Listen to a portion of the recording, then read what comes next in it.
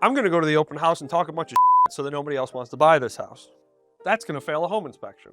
That's not up to code. Can you tell them that we're a young family just starting out? I hear these things all the time, and I like it. I actually like the strategy behind it. Let's dive into some of those things a little bit. Going to an open house and talking poorly about the house while other people are within earshot. Creative. I like it. It was the asbestos in here. That's what did it. I've seen too many dead bodies. I can't be in here. Eat Derek. You are not the first person that's come up with that idea. I've heard it quite a bit. I will say that I've run countless open houses in my career, and I've never seen anyone actually do it. I will also say that people are hypercritical while they're in an open house. I've never seen anything like it. When I'm standing there, I got my my shirt and tie on, and I'm doing the open house, and people are ruthless. They will come in and pick that house apart. So whether they're doing that with the intent of shooing other people away, or they're just spreading their unasked for opinion, is up for debate. But regardless, I will say that that is not going to get you very far. And the other thing that I think people don't necessarily keep in mind when they're thinking about that is the people that come to the open house are a pretty small pool of people. When I run an open house, I always get neighbors, I always get people that are nowhere near qualifying for a house and they're just out window shopping, stuff like that. And the most serious buyers that are out there are there with their agent on a private showing. You're not necessarily going to skew the opinions of the masses by spewing misinformation about the house. That's not up to code. You're right, it's probably not up to code. So the example I like to use is when you build a new house these days in Western New York, in the New York State area, when you have a basement, it is required, whether you're going to finish the basement or not, to have what's called an egress window in the basement, so that if the basement staircase is on fire, we now have a way out of the house. And anything built prior to that probably doesn't have it. I've seen some people retrofit it in, and if you go to the town and say, I'm gonna finish my basement, I'm gonna pull the permits, they're probably going to require you to do that. However, every house we go look at is not required to be up to code, current today's construction code, for everything that we see in there. I see laundry chutes that are against code. I see two-prong outlets all the time. I see outlets that aren't GFIs by sinks, all kinds of stuff.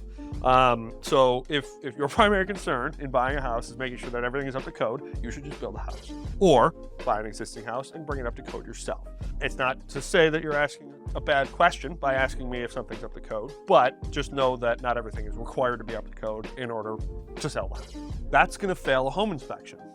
Here's the thing about home inspections. So home inspections are pass or fail up to you, the buyer. So if you get an accepted offer on a house and that offer has an inspection contingency, great. We're gonna go in there and they're gonna give you an objective look of every component of that house. And if it comes back with flying colors, you still have an option to bail on that deal if you want to.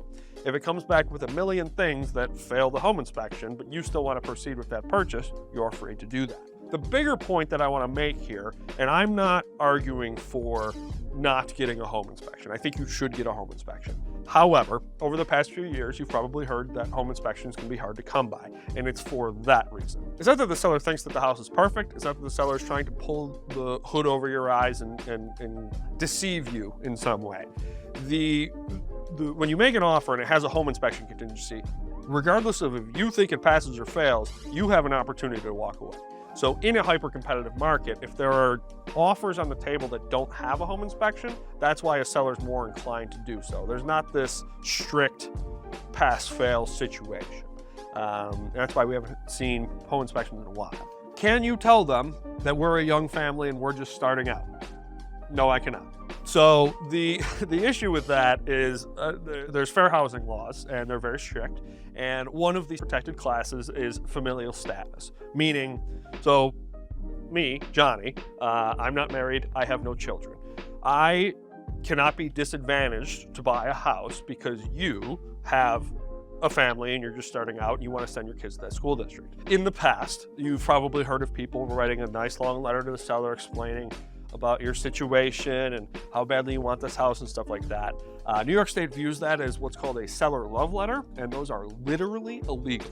I guess technically you could, as long as you're operating outside of those protected classes, tell them something about yourself. The problem becomes, and really the problem that your real estate agent is going to have, is there's a lot of implications there. When you start writing letters to the seller directly, if any of those protected classes are infringed upon, that's a fair housing violation all of a sudden. So while I agree that it may be advantageous for you to explain your story and maybe tug on the heartstrings a little bit of the seller, it's illegal. So if these are thoughts that you've had, I applaud your creativity. Unfortunately, there's some toes here that we can't step on legally. As an agent, I have some competitive advantages that have gotten my buyers into houses that otherwise wouldn't, and that's kind of my bread and butter. So I do reserve some of those for people that are actively clients of mine. On these pages, I do share some tips and tricks, and feel free to follow along and soak up what you can, but if you want those competitive advantages, call me.